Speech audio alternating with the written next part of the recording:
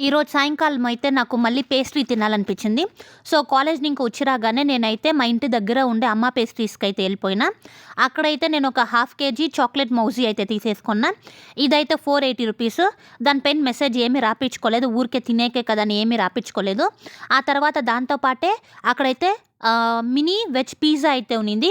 ఇదైతే చాలా చిన్నది. ఇడ్లీ కన్నా కొంచెం పెద్దది. దీని ప్రైస్ ఏమో ₹45.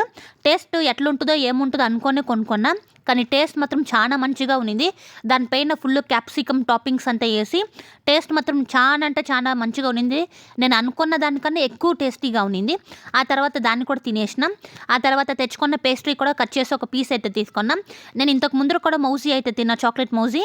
ఇప్పుడు కూడా తిన్నా. ఇది కూడా చాలా క్రీమీగా చాలా అంటే చాలా టేస్టీగా ఉన్నింది.